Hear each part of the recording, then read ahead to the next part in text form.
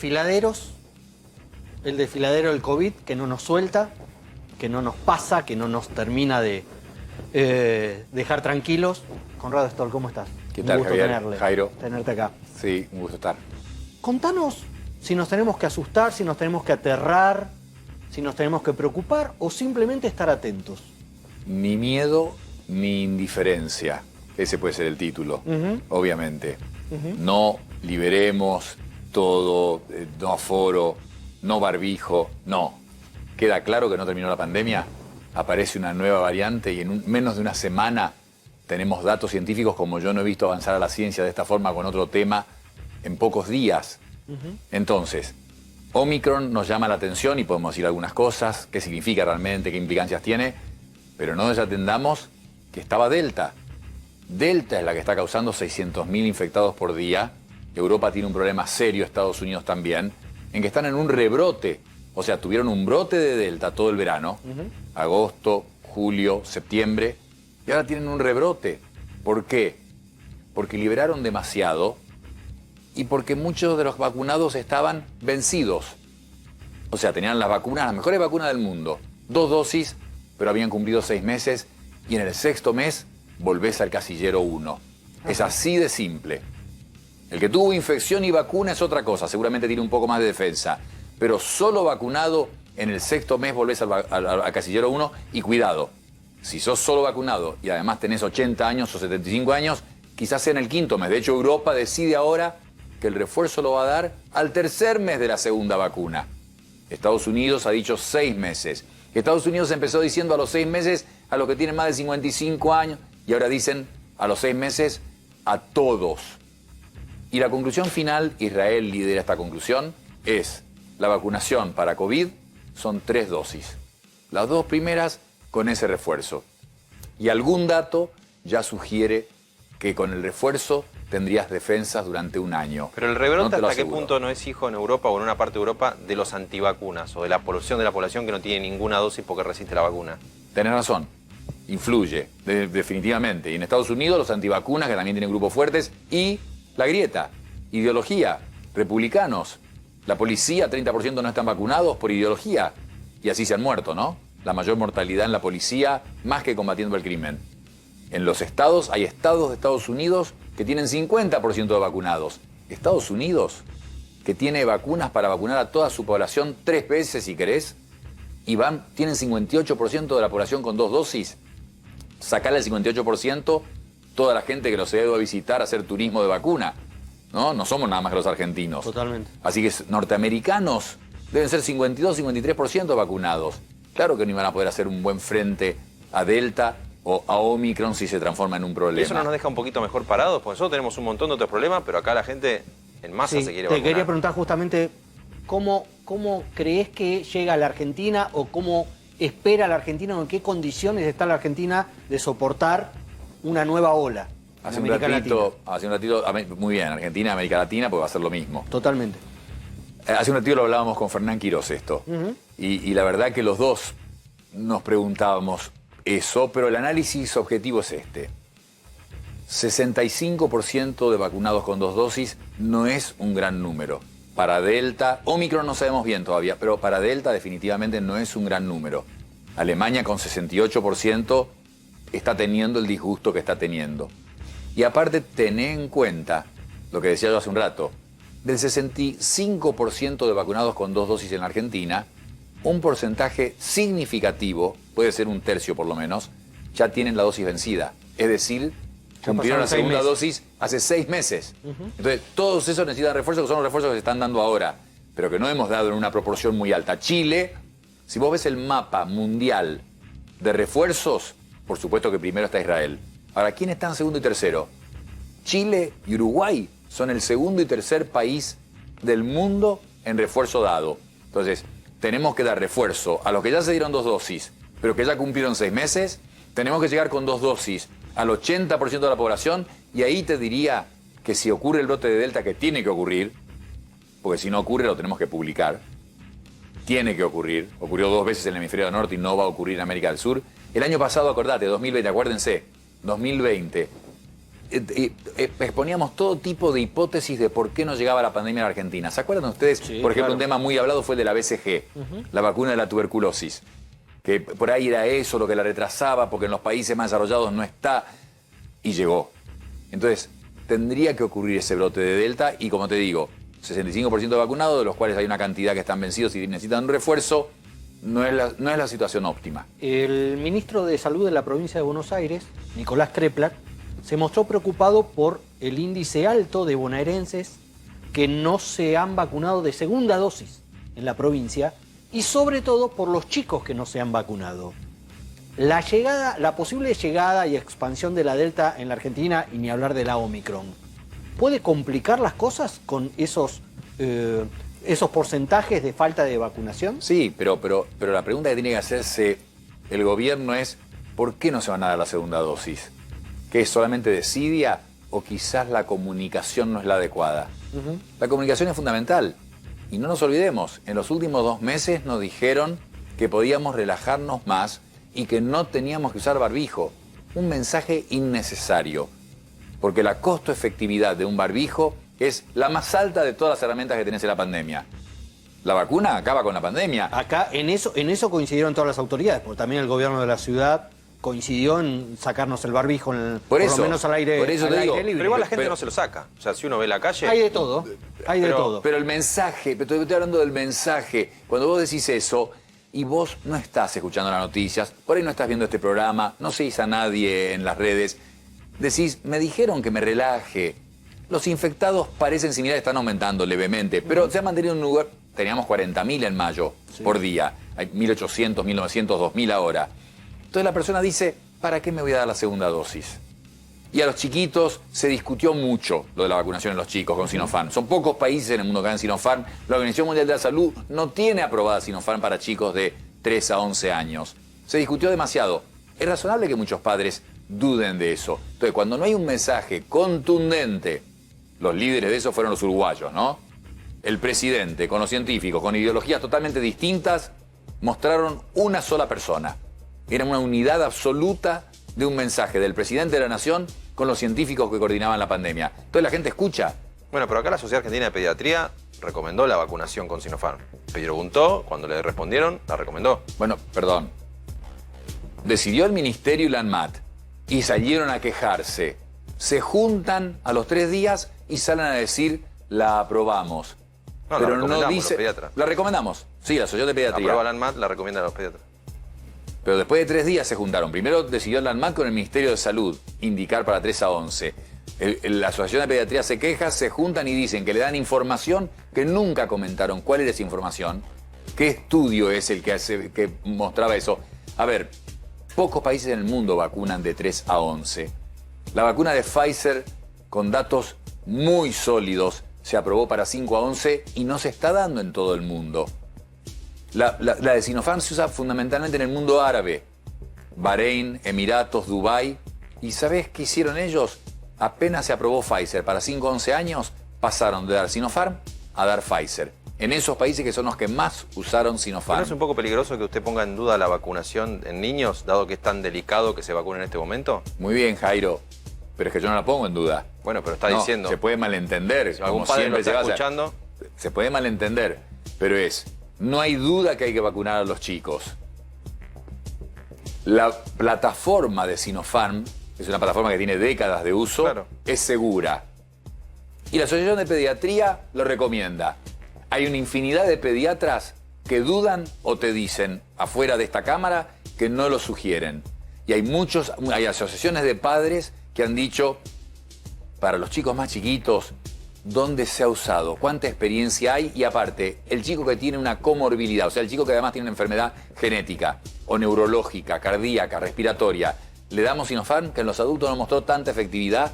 Si se aprobó Pfizer, ¿por qué no Pfizer? Especialmente a los chicos con una enfermedad asociada. No, yo lo pongo en duda.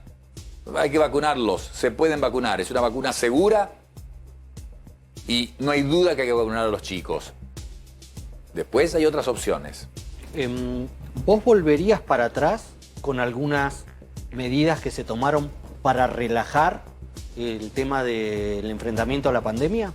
en la Argentina? Como los barbijos, por ejemplo. Bueno, sí, ¿Volverías para los atrás? barbijos definitivamente. Sabemos que en un parque y en una plaza nadie se va a contagiar por no tener un barbijo. Y en la calle es improbable. Pero en la calle, si el mensaje es no usar barbijo, vos no vas a tener un barbijo. Y por lo tanto, si encontrás con alguien que no es de tu burbuja, déjame que lo diga así, y te pones a hablar, estás sin barbijo. Y si querés entrar a un negocio, a un edificio o a donde sea, no lo vas a tener. Y en general no te dan. Acá no es tan fácil que vos entres a un lugar y te den barbijos cuando necesites. Entonces, por eso te decía lo de la costo-efectividad. Sí. La vacuna, claro que corta la pandemia, pero es una logística y un costo altísimo en economía. El barbijo, ¿qué valor tiene? ¿Cuál es el esfuerzo de tenerlo? Por eso te digo que definitivamente en eso sí. Y lo otro que hay que hacer es el testeo. Hemos estado siempre alrededor del puesto 100 en testeo. No podemos testear como Dinamarca, definitivamente. Está claro o como los países que testean más. No somos Dinamarca. No, pero 500.000 test por millón de personas es mucho menos de países comparables que tienen, por ejemplo, Chile y Uruguay. Más de 1 millón de test por millón de personas han hecho. Nosotros 500.000. Y es fundamental, porque cuando testeás, diagnosticás. Y cuando diagnosticás, aislás. Y hay una cepa Delta que es muy contagiosa, que es la que puede hacer un brote. Y Omicron, que no sabemos. Supuestamente, en Omicron te doy el resumen importante, que es, quizás no sea tanto la capacidad de transmisión de Omicron. Lo que están diciendo es que por ahí sea que pueda evadir mucho el efecto de la vacuna. Pero todavía que las vacunas sean menos efectivas. Para pasar en limpio, ¿qué se sabe y qué no se sabe de la variante? Lo que nueva? se sabe hasta ahora de Omicron es, probablemente está en todo el mundo.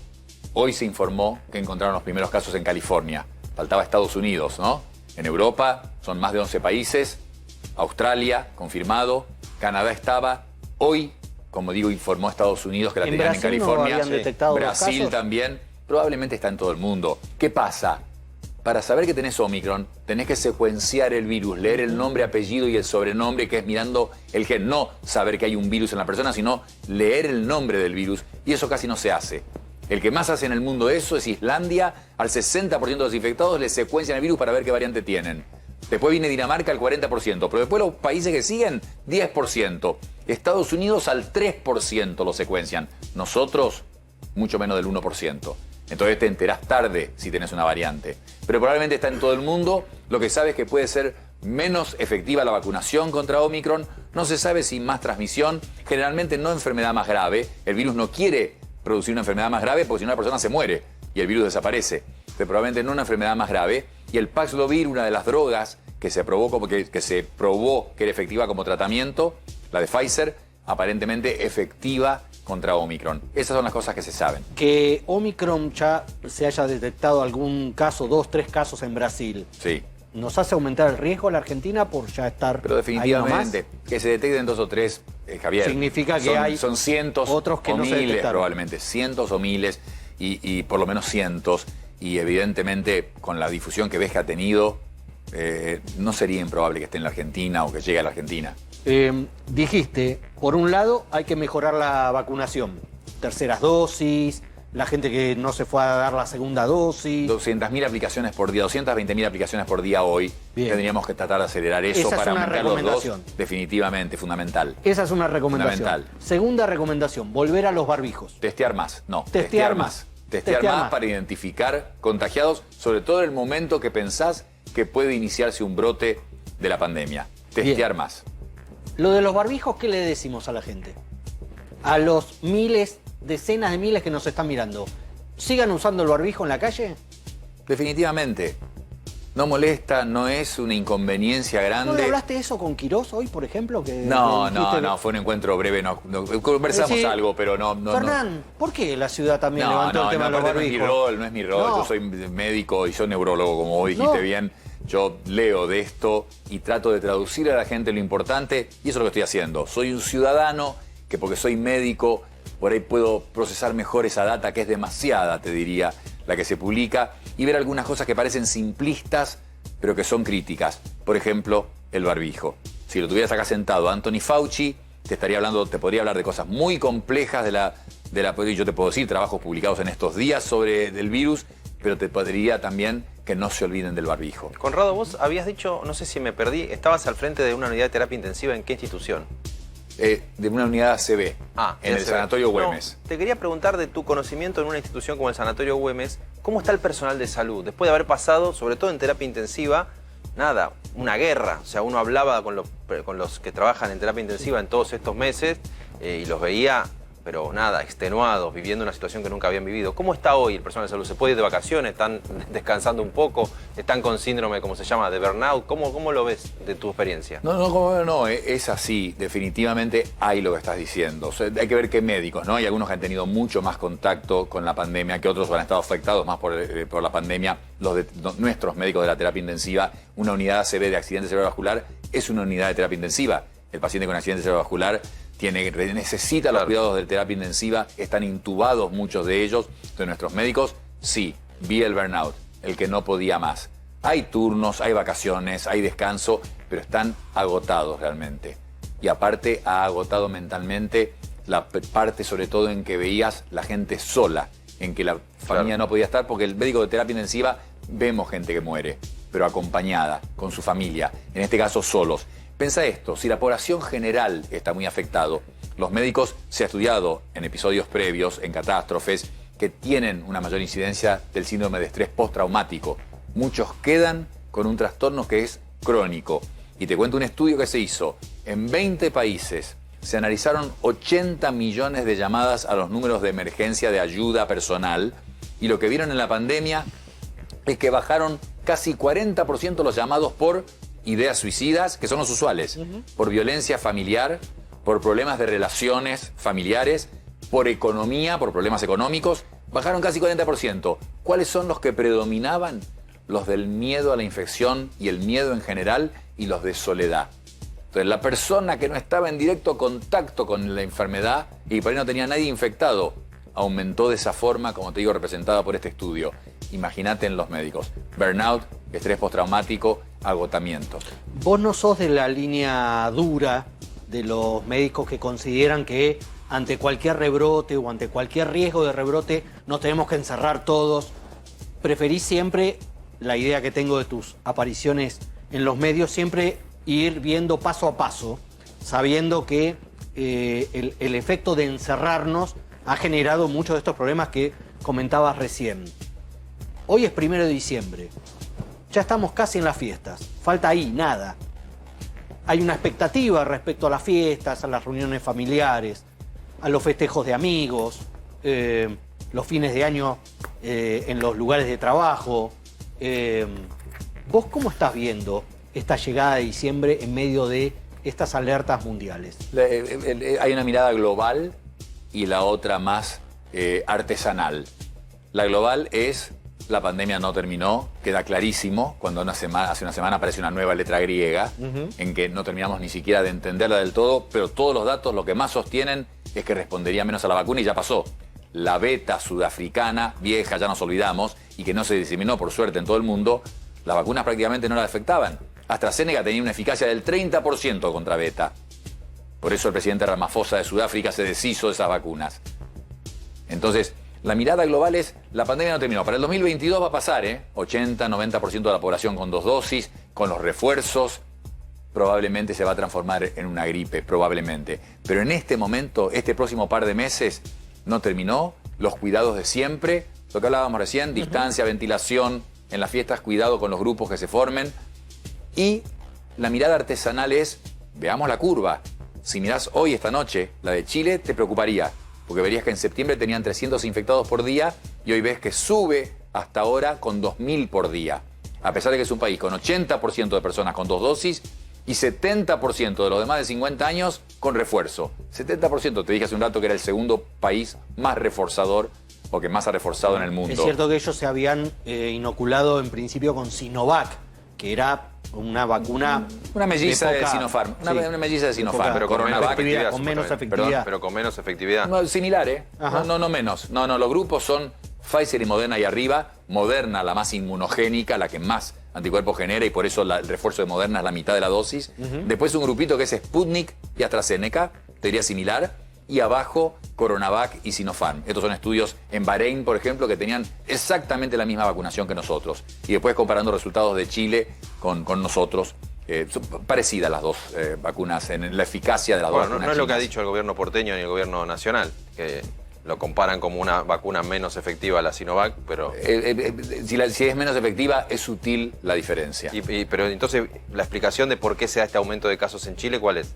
Porque tampoco estamos hablando de que sean todos variante Omicron, no se sabe. Difícil, ahí tenés la complejidad de esto.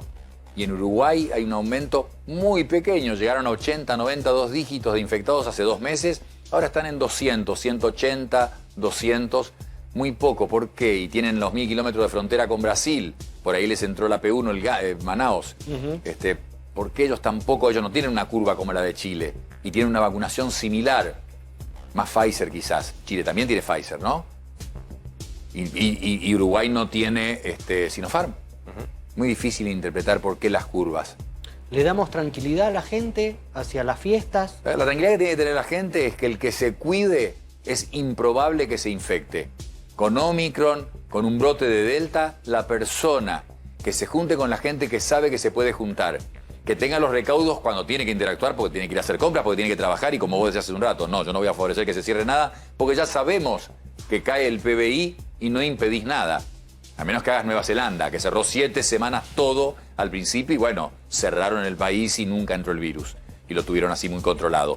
Pero no, con los cuidados individuales es muy bajo el riesgo de infección. Ese es el cuidado que hay que tener. Muchas gracias, Conrado, por la Javier, visita. Jairo. Un placer. Un lujo.